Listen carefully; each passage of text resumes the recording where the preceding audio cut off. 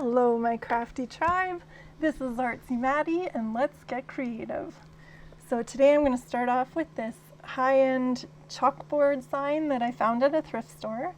It's a little beat up, it's seen better days, but I could tell that it was super good quality. I think it's from Bombay and Company or a store like that. Like pretty high-end, you can tell with the mitered corners and even an inlaid piece to hold it all together. So I took it apart. I'm going to give the chalkboard part some new love with some new chalkboard paint. And then I just glued together any of the little pieces that were wiggling loose or just coming loose. It looks like it had maybe been dropped or something in the past. So it came apart really easy, just like a picture frame. I just scuffed up the front of it with some sandpaper just to make sure that the new chalkboard paint will adhere well. So I already had some chalkboard paint on hand, but I've learned now that Dollar Tree and Dollarama are selling little tiny bottles of chalkboard paint as well. So it's a nice, easy, cheap fix. If you guys see one of these hanging around a thrift store, it might be a great rescue and thrift flip for you. So I just tried to work in nice, long, even strokes. I gave it 3 coats. And then for the actual frame, it needed a really good cleaning. And because of the lattice work on it, it was a little finicky. I just went in with some little sticks to get into those little corners and grooves. Got it all cleaned up.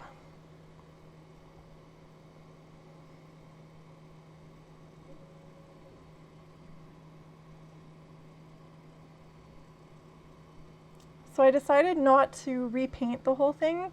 I had heard you guys say that you have used some of these furniture repair markers from Dollar Tree, and I had used one of these previously and found it worked pretty well, so I thought I'll give this a try, see if I can just touch it up enough to get by. I don't want it perfect, it doesn't have to be perfectly perfect, I just kind of wanted to fix it up a little bit, give it some new life, and this worked out great.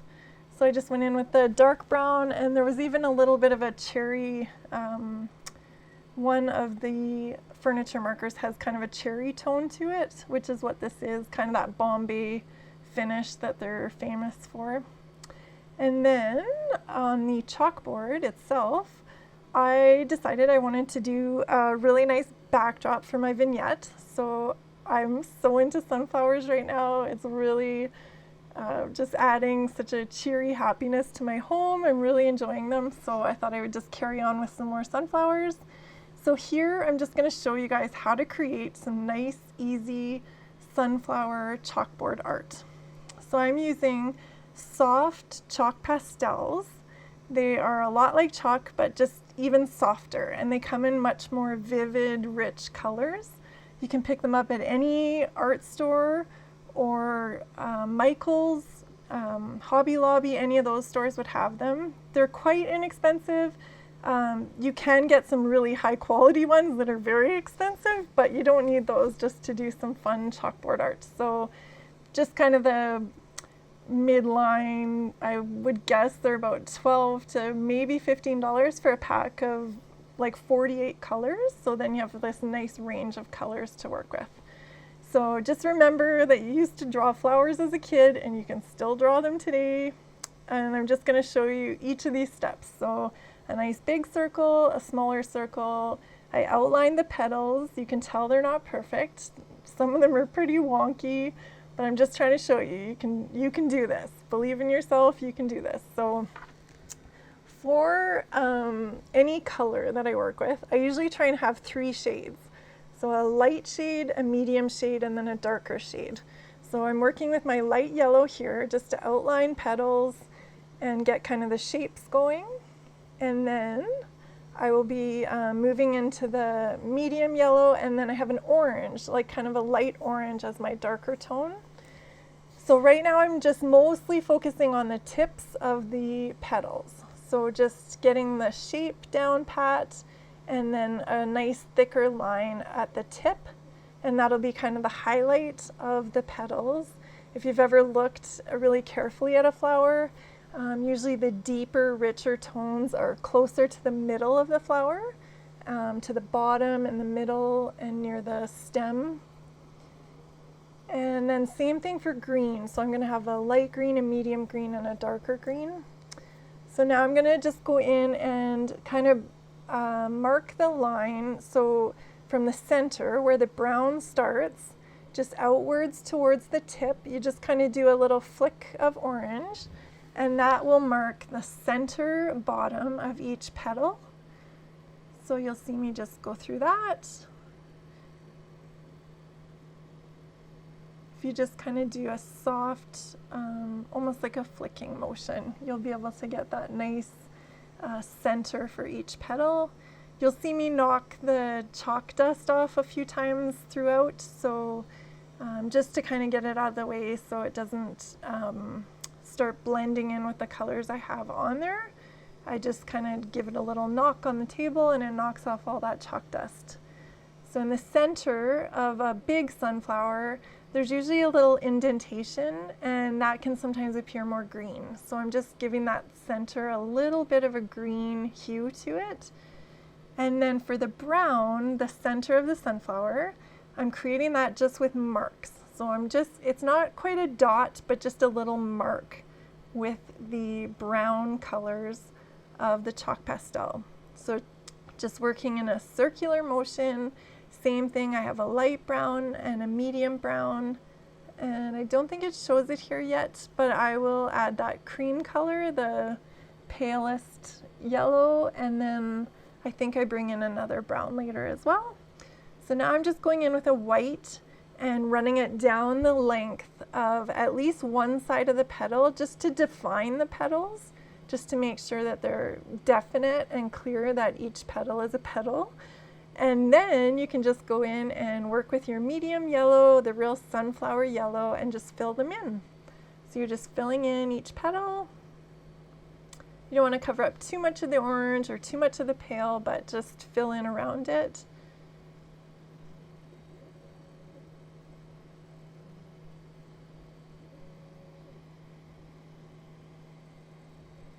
And then I just blend it a little bit with my finger. So that'll just sink into any of the lower parts in the chalkboard that your chalk isn't hitting. Like you'll see the little dark dots kind of showing through the yellow, so it just kind of gets rid of that. And then I'll go back in with more yellow after. So again, just doing those marks with the brown and creating that circle. So now I'm going to define that middle part, the little indentation in the sunflower, just with a little bit of green and a little bit of the pale yellow. Same thing, just marking it. Not quite dots, but just marks. Because the chalk pastels are square, they almost always come in a square format. You'll get more of a little rectangle mark than a dot, and that is perfectly fine. I just want you guys to really notice how unperfect everything is, but it all comes together. That's what art's all about. So just the impression of the sunflower, it doesn't have to be perfect. So just have fun with it. It can be super therapeutic. And if you thought paint is easy, chalk is even easier. You can just wipe it off and start again if you need to. But I encourage you to just keep going and push through, and I'm sure it's going to turn out just fine. So just working in circle motions. I don't quite go all the way around in the circle. I kind of break it up, leaving some parts darker than others. And now I have some actual chalk. So this is just your normal chalkboard chalk. And I'm just going in and getting some pointed edges on the sunflower tips with some white. So just really defining those tips so it looks like the sunlight's kind of hitting them and they're much lighter and thinner at the tips of the petals.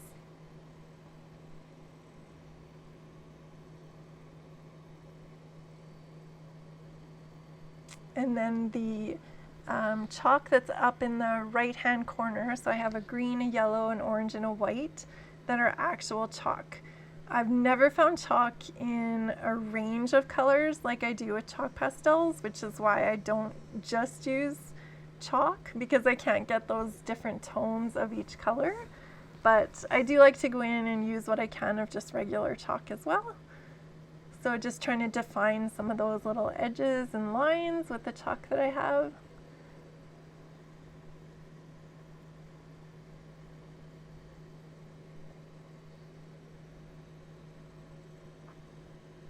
And then same thing with the green. I'll just kind of outline the leaves and do a bit of the veins that are on the leaves. And that is it, you guys. This is our finished sunflower project. So I totally encourage you guys to go for this. You can totally do this. It's great fun, great therapy, so just go for it. And it gives such a nice background to the vignette. You can do such big chalk art. It's cheap, it's easy, so just go for it. So for the next project, this little Be Happy sticker sign, I'm using a 2x6 piece of lumber that I cut down to the right size for the sticker. I don't have the sizes in front of me, but I can put those in the description box for you guys if you want them. So this is just some white acrylic paint that I have mixed with some water to make a wash. And then I just do this wash all over the 2x6. So I did the sides, the ends, just to be sure that none of it shows through.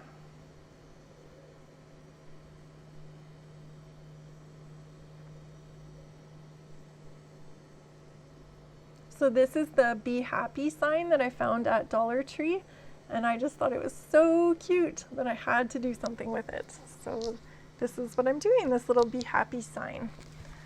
So these napkins are from IKEA, and they are 3-ply. That last ply is sealed very well to the 1-ply, like the ply that has the print on it. So they are a little tricky to get apart. But I did eventually get it apart, and you just want to do single ply of a napkin for decoupage. So I'm going in with some gloss decoupage and putting down the napkin. And these napkins were so delicate. They're like the most delicate napkin I've used, and it was really almost too delicate for decoupage. They kind of started to disintegrate like right away as soon as they touched the Mod Podge. So I wouldn't necessarily recommend this napkin, but I'm just going to go through the process with you guys. You can learn from my mistakes more or less and just see what works for you. I didn't mind this too much because I kind of wanted an old worn finish. Now I want you guys to be aware this is a seasonal thing that they sell at Home Depot, and it's called Lath, L-A-T-H, and it's made by Canwell, and you get 50 of these boards. They're 4 feet long for 20 bucks. So, I mean, you can't beat that price for lumber. They're 3/8 inch thick, and so they're a little bit thicker than a paint stir stick, but you get so many of them. I'm not able to buy paint stir sticks here, so I'm always having to ask for some when I go, and like whenever I'm at a Home Depot or a Lowe's, and they always say, oh, sure. And I say, I wish you guys would sell them. And they're like, no, we just give them to you. I'm like, yeah, but I want like 50 of them. So I was so glad to see them carrying this for summer, for the summer season. It's a seasonal item, so if you guys want them, be sure to get them now while you can. So I just trimmed around the sticker in a more detailed way. I didn't want it to necessarily look like a sticker, so I thought by cutting out the detail, I might get a little better effect. So I decided to try this napkin again. I gave it a second round of this napkin decoupage, and it worked out a little better. I was just super delicate with it. I didn't touch it again with the brush, and I didn't go over it with more of the Mod Podge until it was completely dry. So that was the tip I was going to give you guys. If you do want to do this, then just barely touch it. Like, do not go back over it with the brush. So then I'm going in with this Sunny Butter Yellow. It's from Dollar Tree, so it's the Butter Yellow. And I'm just going over all that lath that I cut to be the frame for this 2x6.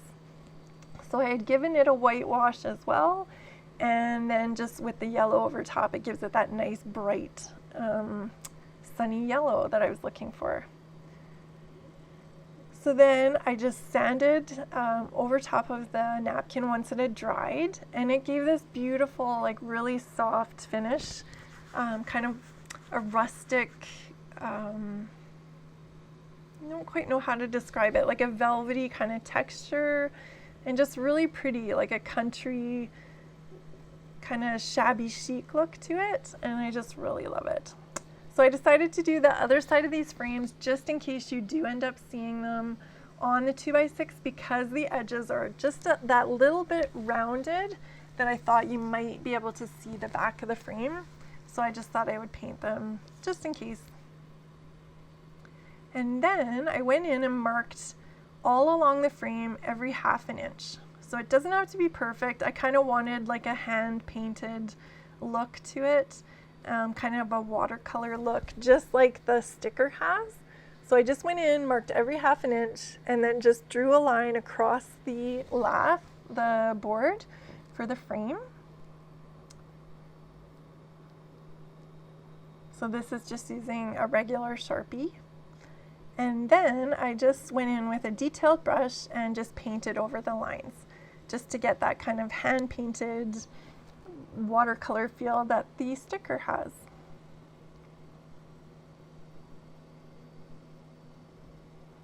So of course this is super detailed, kind of over the top. You wouldn't have to necessarily do this. I'm just showing you every option, being super creative. Take what you like, leave what you don't, sort of thing, and just make it your own.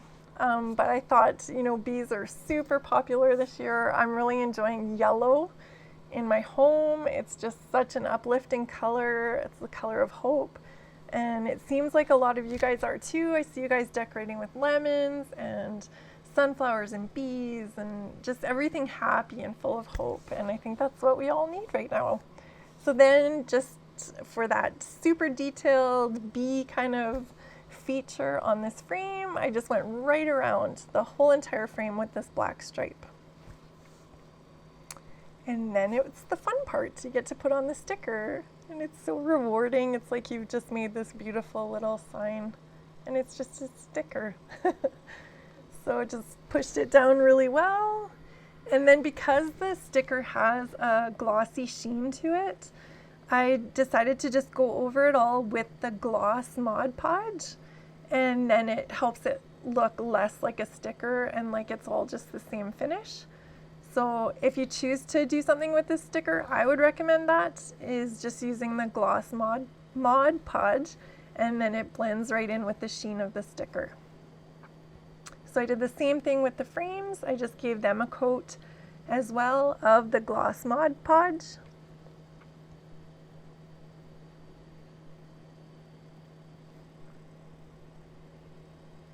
And then once everything is dry, I just went with some hot glue and attached the frame to the 2x6. So I had cut these all down to the perfect size. I dry fitted them before I started painting everything. So I would suggest you guys do that too. Just dry fit everything, make sure you've got the right cuts, because that's the best chance to go back and trim anything down if you need to.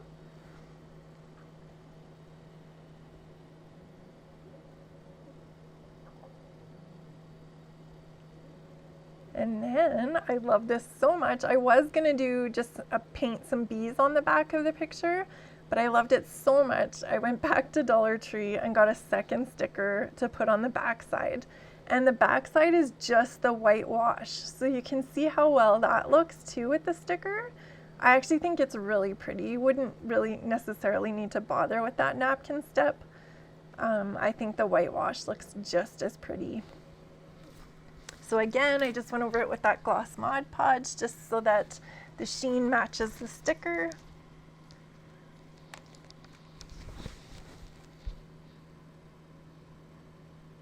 And just did nice long strokes with the grain of the wood, and then they won't necessarily be as apparent, like it blends in better if you just go with the grain of the wood.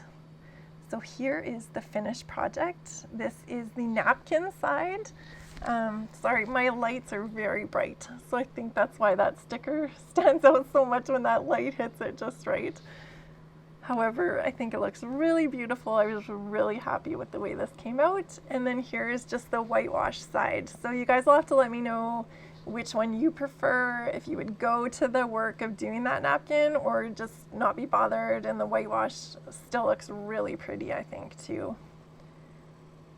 So today I am part of Sunday Funday. It's an awesome collaboration between Deco Easy. So this is Yanni and Diane. They are an awesome duo. I love them so much. I will have a link to their channel in my description box, as well as a link to all the playlists. So everyone that's joining in today, all of our videos will be linked and you can watch them all and get super inspiration. They have a new collaboration with Crafting Cousins for Sunday Funday, and I already love Crafting Cousins. They're one of my favorite channels as well. Kay and Trish, and they do such fun, awesome crafts. They're like the queen of crafting. They've been doing it all their lives, so they have lots of experience and lots of fun tips and tricks for you guys. So I'll have a link to their description, or a link to their channel in my description box as well. So moving on to the next craft, I have these two sweet little garden ornament bunnies that I found at Dollarama. They were $4 each, and I thought I had the perfect plan for them. So I'll show you what my plan is down the road here, but I just wanted to start with a white coat of paint. So this is just the linen Rust-Oleum chalk paint. And then this tissue paper, you guys. I love this tissue paper the moment I saw it at Dollar Tree. Isn't this pretty? I just think it's the prettiest pattern with all this lovely greenery on it. So this is a super tedious project. Now, it doesn't have to be, but I'm just going to show you the very best way to do this, I think, and then you guys take it or leave it. If you just wanted to do this with the sheet of Mod Podge and just go for it and try and get the best results you can, that would be great as well. Like, I'm sure that would turn out fine, but I just took the time, cut out all these little greeneries to applique individually to these rabbits.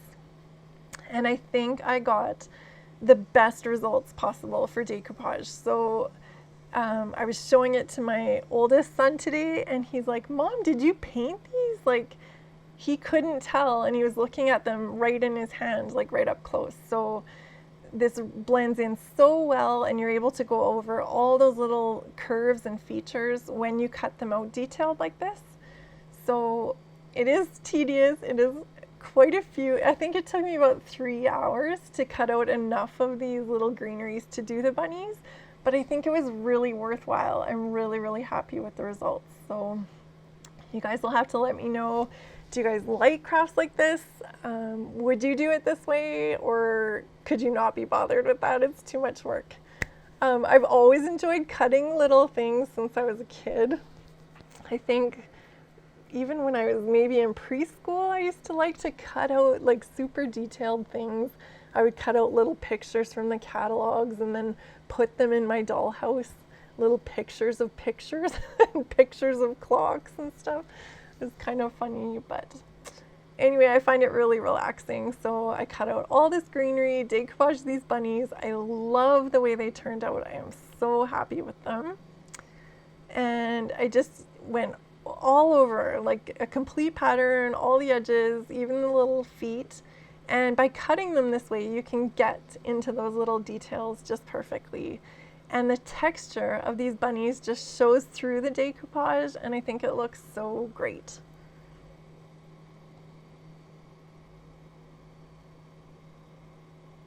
So when they were all done, I was super pleased with them, but I had originally planned to paint the eyes, and then I just couldn't decide if I was going to paint the eyes or not, but I decided to just go for it. So because I can show you guys how to do that, and then by all means, if you did this project and didn't want to paint the eyes, I thought they looked just great without it, but I just want to show you guys what they look like with the eyes painted, and then you can take it or leave it if you wanted to do that or not.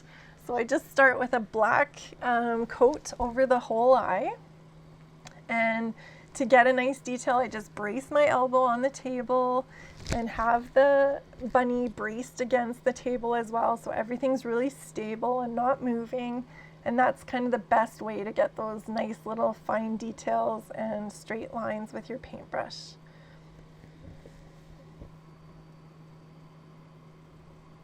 So just black, solid black to start with. And then I mix a little bit of black with a little bit of the burnt umber, the brown, and then a little bit of that gloss Mod Podge. So I'm going to make it a little bit transparent and a dark brown, and then paint the iris.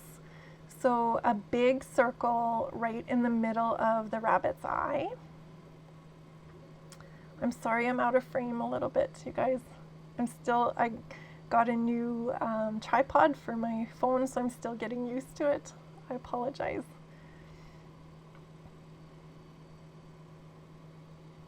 So just a nice big circle. It's almost the full eye. So basically you're only leaving the corners of the eye the solid black. And then I mix just black with the Mod Podge, so it's a little bit glossy. And then I just go in and paint the pupil. So the rabbits have really large pupils, so just painting in a fairly large pupil in the center, a nice round circle. So again, just have your elbow braced against the table, have the rabbit resting against the table so everything's really stable and you can get a nice finish. So now I'm just going to do some little reflections on the eye, so a little bit of white now with the gloss Mod Podge, and just do 2 little dots. So one is a little bit smaller than the other. I do the bigger dot towards the center of the eye. So sorry I'm out of frame, you guys. So a little dot and then a little bit of a bigger dot in the center. And here are the finished rabbits, you guys. I love these so much. I think they're perfect for spring and into the summer. I think I'll get a lot of use out of these, and they have become an instant favorite for me. And hopefully they are for you guys too.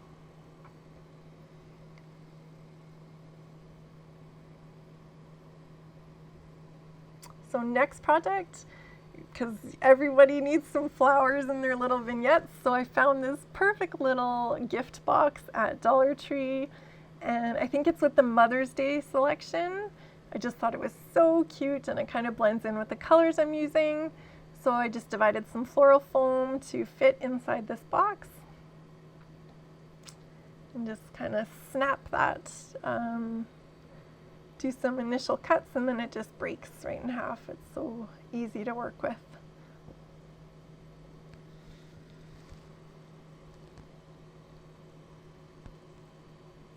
I cut it the wrong way to start with. So then just fitting it in, just do a quick dry fit.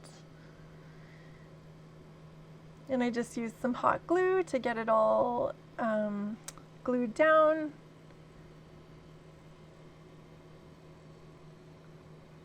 And then I found they have so many pretty florals at Dollar Tree right now. They are such happy colors, and they seem to be just getting better and better quality over the years. So definitely pick up your florals at Dollar Tree. I just went in with some reindeer moss just to make sure that the bottom was covered. I didn't do too thick of a coat, just a little bit for coverage, just so that you're not seeing that floral foam.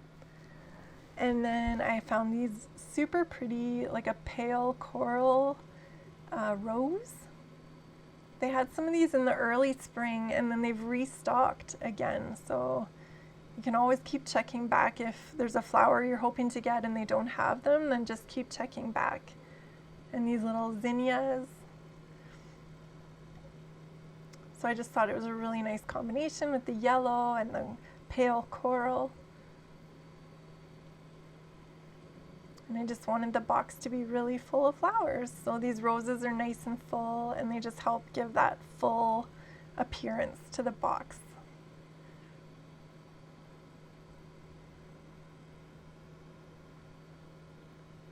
And then that little flower pot that I'm going to set them on, that is also from Dollar Tree.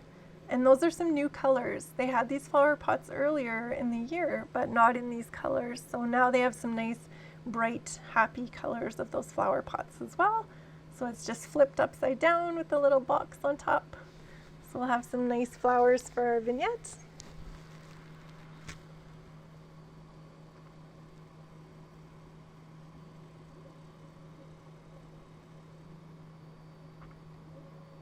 And then I just did one more quick floral.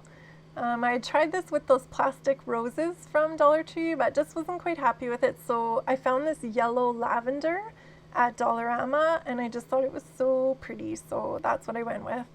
Just cutting it all apart and stick it down into the floral foam. Same thing, just used a little bit of moss to cover up the foam. That's that soft reindeer moss. It smells kind of funny, but it sure looks pretty.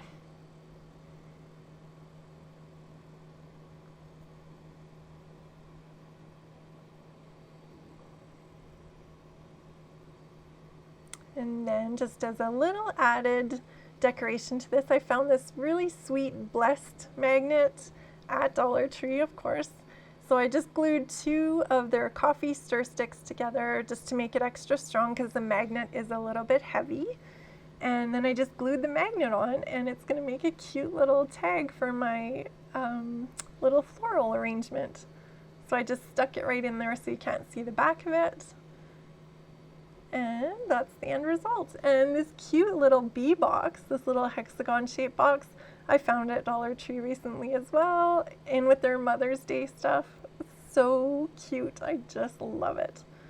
So I actually set the pot that I created it in, I set it inside of a brighter yellow pot that I thought went a little bit better with this little vignette. So just to show you guys that too. And then I found these at the thrift store. I know these are party light tea light holders, but they had the butterfly, and I can't remember what's on the other one, but they were broken off, but I got them for next to nothing. So I just stuck a couple of these cute little ladybugs from Dollar Tree. They're little stickers that you can get in their sticker section, just onto the tea light. I thought it was so cute. And then I have these little bee tea lights. I don't know if you guys can see them, but they are the cutest thing. I found 6 of them for $1 at the thrift store. They were my favorite find this year. So that is it, you guys. This is our finished vignette. If you watch this whole video, please give me a bunny or a sunflower or a bee in the comments. And thank you so much. You guys are troopers. This was a long video, so thank you so much for watching. Hopefully you've got lots of inspiration from this video. If you guys make any of these things, please email me or tag me on Instagram, or just let me know that you've made it and share it with me, please. That would make me so happy to see your creations. So thank you guys so much for watching. Hopefully you've subscribed and liked this video, and we will talk to you soon. See you soon in the next video. And please, please don't forget to check out that playlist. It will be full of tons of inspiration for you guys. And I'll have a link to that in my description box, as well as the